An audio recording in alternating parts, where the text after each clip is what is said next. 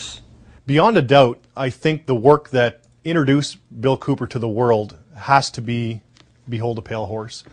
Now, Bill had released a lot of other documents and things, but up until 1991, when the book was published, self-funded, by the way, the book starts out with Bill describing himself, who Bill Cooper is. He was reared in an Air Force family, goes through his early childhood years up to when he came back from Vietnam, and then where he got all of this information that he was putting into his book and why he felt compelled that he had to release this information. This title is from the book of Revelations, because I have to tell you this, and you may think I'm nuts if you want to, but this is the truth. Either these men are following the book of Revelation, the book of Revelation as it is in the Bible. Mm-hmm. They're either following it just like a plan and bringing the prophecies in there to pass to manipulate and control those who believe in those prophecies and neutralize them, so to speak. In other words, if this is written in the Bible and God has ordained it, who am I to resist?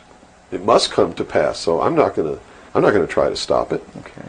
What a perfect way to neutralize the opposition right off the bat.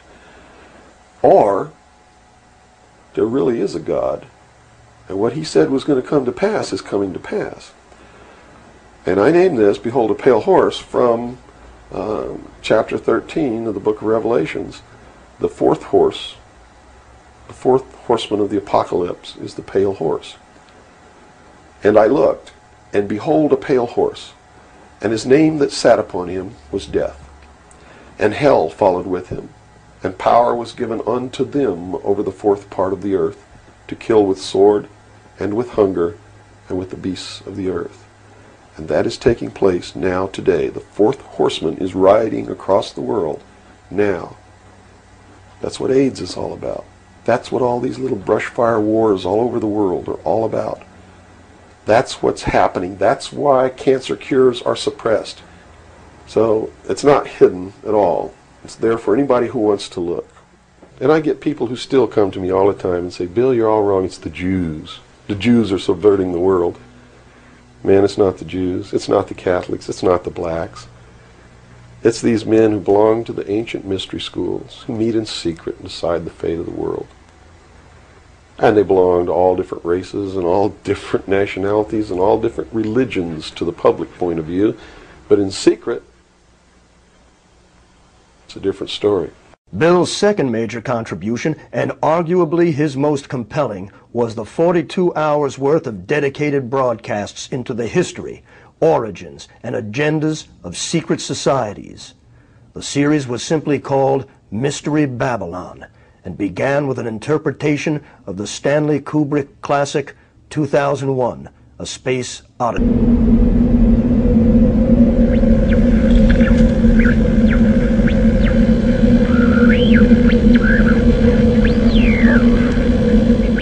You're listening to The Hour of the Time. I'm your host, William Cooper.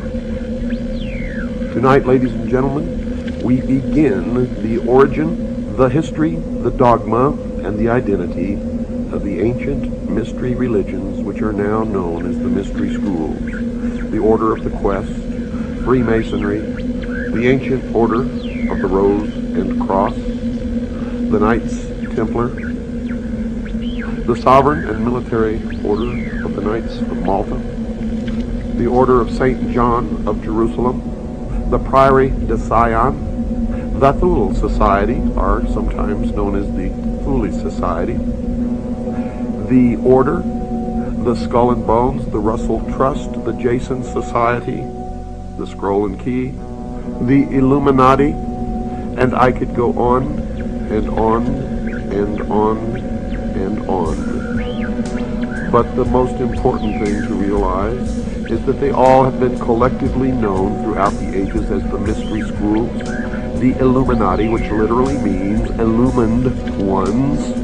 They are all one and the same, as you will come to know, and you will understand perfectly how they've been able to infiltrate all of our society. What you hear tonight does not necessarily reflect my views, our beliefs, our religion.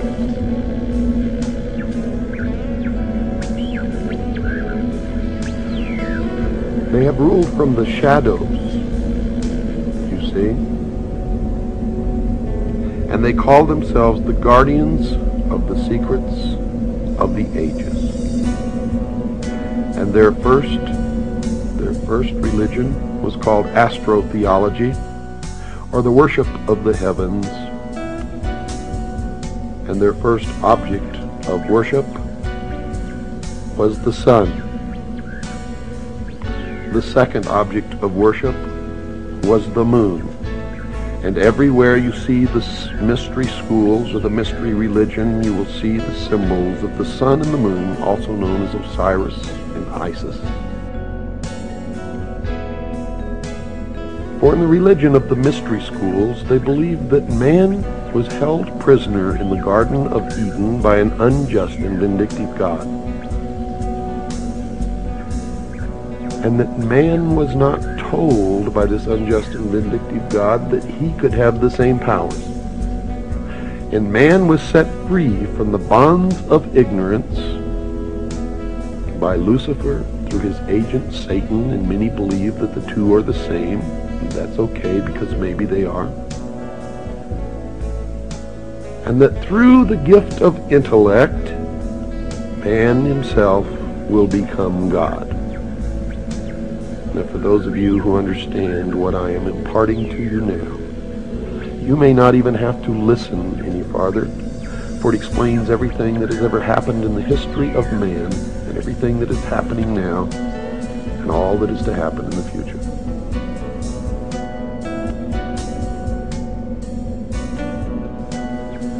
They believe that the tree-dwelling ancestors of man were among the most intelligent beings of their distant age. And when these creatures finally abandoned the trees and walked fully upright, freeing their hands to serve as implements of their minds as well as their bodies, there began the most successful evolutionary drive toward higher intelligence ever witnessed in nature. To the secrets of those who worship the ancient mystery religions in secret for thousands of years.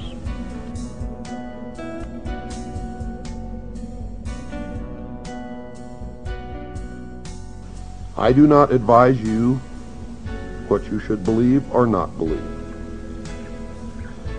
but I do advise you that we all need to learn as much as we can about everything that we can, because one thing I have learned in my life is that most of what we have ever been taught has been a lie.